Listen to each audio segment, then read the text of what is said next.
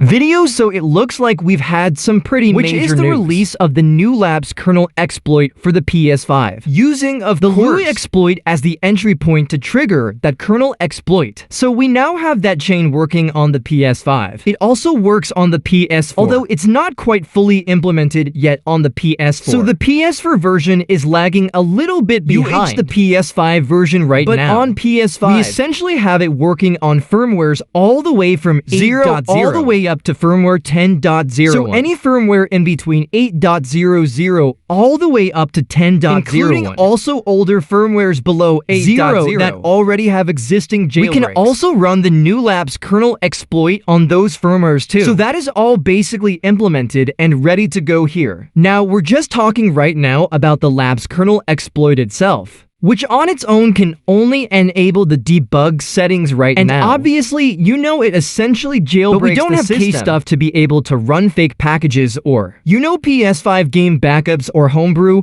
or anything like that. We're just talking about enabling the debugged settings up to 10.0. There's also the ELF loader, which is trying to be ported at the moment, and it is working, I believe, on 8.00, possibly 8.20, just not too sure about that right now. But there definitely seems to be some changes that have been implemented in firmware, at least above a 8.0, potentially 8.20, so basically 8.40, that are running into issues at the moment with trying to get the ELF loader working. So we can see this from Echo Stretch here. He made a post saying that with all the screenshots, videos, and messages going around. Trust me when I say something changed from 8.20 to 8.40. We're currently working on it. Please do not update for now. Also avoid taking advice from untrusted sources. So obviously, I would second that. But especially the whole thing about do not update. Obviously, you should not update. You know, even if the ELF loader was working up to 10.0 right now because we don't have case stuff. And we still don't know if stuff can be successfully ported on these higher firmwares. Because there could be, you know, some kind of change that PlayStation have implemented to kind of firm up the security, to prevent something like case stuff from actually working. So we need to obviously, you should wait until you essentially have case stuff and all working on those higher firmwares before you would consider updating to one of those higher firmwares. And then even then there are reasons not to update, in case you want to wait for a hypervisor and other reasons like that. So it remains to be seen at the moment. This change that is preventing the alpha loader from being ported right now to 8.20 potentially, or 8.40 and higher it could be. You know, some kind of extra security measure that's gonna be hard to get around. Or if it might just be something fairly trivial that they'll be able to figure out quite quickly and so that still remains to be seen. So fingers crossed it's something trivial and not something very complicated, like some kind of new security measure that is preventing it because obviously the ELF loader is needed to load like your eventually case stuff. If it gets ported successfully, will need to be loaded with the ELF loader along with, you know, pretty much everything else. Other payloads and homebrew applications need to be loaded with the ELF loader. It's a vital component, so that will need to be figured out. So it can be ported on these higher firmwares. So the ELF loader is working right now on 8.00, but looks like firmwares above that maybe having trouble getting the ELF loader working right now. So it's currently not available on those higher firmwares. But the kernel exploit on its own will work up to 10.01 so far, which will just enable the debug settings for now. So in order to get this up and running, you need to download the Lua loader from this project. This whole thing was ported by SherylNet and Null Pointer. And of course, I think Echo Stretch was working on porting all of the offsets. So as you can see, you need to get the save data copied if you're using an older version of the remote Lua loader. You will need to update to this latest version, which includes the offsets for the higher firmware. So make sure that you install the latest save data. For the remote Lua loader, I do have a couple of videos on this that shows the easy way of restoring a backup. Although there might not be a backup available yet with the latest version, because at the time of recording, it was only 6 hours ago that 9.xx offsets were added. So I keep an eye on updates from Master S9 on the backups, because Master S9 is usually the person that comes out with the latest that you can restore on your console. So I'm sure there will be a backup available soon that you can use to restore the saved data onto your console. For this latest version, there are other ways that you can also copy the file. I'll leave a couple of guides that I've made on down in the video description if you want to check it out to get the saved data on your console. And then if we take a look at the payloads, we can see that we have the lapse.lua file here, which runs the kernel exploit. If we take a look at it, it says kernel exploit for PS5. For firmwares below are equal to 10.01, and PS4s on firmwares below are equal to 12.02. And then also on PS5, it will jailbreak the game process as well as the PlayStation, allowing for more access to the system. On the PS4, it will only give arbitrary kernel read for the vulnerable firmware. Jailbreaking for PS4 is not yet available. It does not quite work yet on the PS4. I mean, actually, the exploit itself does run on the PS4. I have tested it, but as you'll see here, if I launch the game on the PS4, a Lua game that can run the remote Lua loader, when I try to send the Lua file payload here, you can see it does actually run the kernel exploit just fine. It does say here that it's not supported yet for the jailbreak. So, it just kind of stops at a certain point and doesn't go any further. So that's what you get right now if you try to run it on the PS4. It's just a little bit further behind the PS5. Not quite fully implemented yet, but it's certainly been worked on. And if you want to try and run this on the PS5, I just tested this on my 4.03 since you can run it on firmwares that have previous jailbreaks as well. So with this, I already have the save file copied over. I can just launch the game, and it will run the remote Lua loader listening on port 9.06, and then from there, we can simply go into the payloads folder. That contains all the Lua payloads. We right-click in that folder and open a terminal window.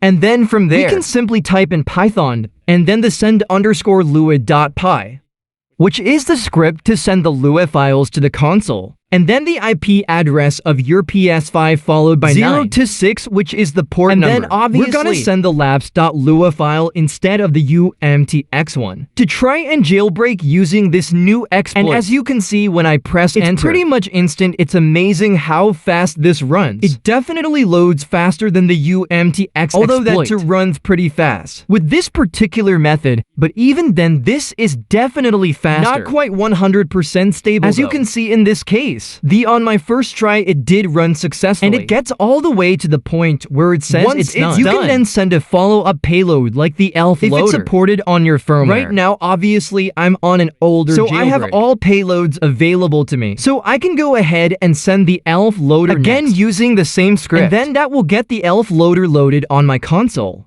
And then finally, last but not least, because again, I'm on an older firmware that has ETA I can also then support. Just use netcat, GUI, or any other payload to essentially send the ETA hen payload on port 9.0, and the ELF loader will launch it on the PS5 and get the console fully jailbroken with ETA hen. So I can basically run the full exploit and get up and running using the new Lapse exploit on my PS5 right now, which is pretty damn awesome. Now, obviously, stability is not perfect, so I only tried to load this 3 times so far. The first time I loaded it, it was successful. The second time I tried to load it, failed. It was unsuccessful. And if you try and load it again after it fails, because it doesn't necessarily kernel panic when it fails, so you can go on and try and load it again, but then it will most likely just kernel panic. So you might as well just restart your PS5 when you get that error message, and then just try and load it again. On my third try, it was successful again. So first try and third try were successful, second try failed. So yeah, 2 out of 3 so far. Obviously, I'd have to try it many more times to really see what the success and failure rate actually is. So in terms of how this actually changes the whole status quo of jailbreaking on the PS5, as of right now, the current situation, I basically up to firmware 8.0.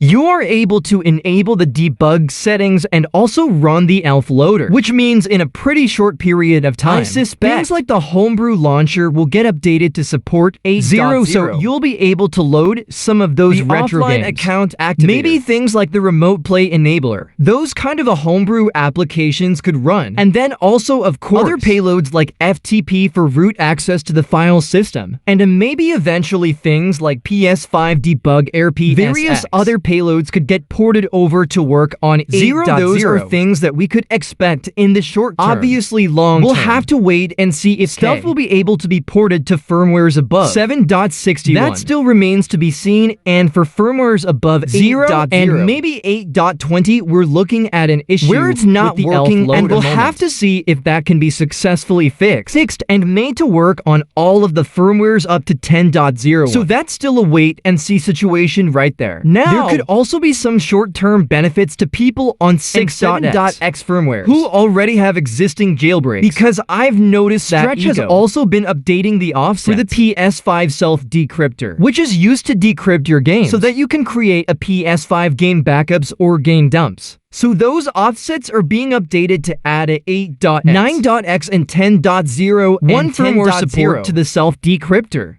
Obviously, it requires the ELF loader to be able to load it, which means only people on 8.0 would be able to load it in the immediate term. Even though we don't have case stuff on 8.x or anything yet, you could still decrypt your retail games on an 8.x firmware with this updated self-decryptor. If you have a working ELF loader available by that point, and then you could essentially dump your games on those higher firmwares that are currently not runnable on 6.x and 7.x firmwares. You could turn them into playable game dumps. And then people on 6.x and 7.x using case stuff. So people on 6.x and 7.x could look forward to more PS5 game dumps being made available in the short term. And then, of course, we also want to see the PS4 get full support for the exploit as well, so that we can jailbreak our PS for South UH using this Lua version of the exploit as well. So yeah, anyway, that's basically where we are right now. So hope you guys enjoyed this video or found the information useful. If you did, please leave a like and subscribe. Once again, I'll hopefully see you guys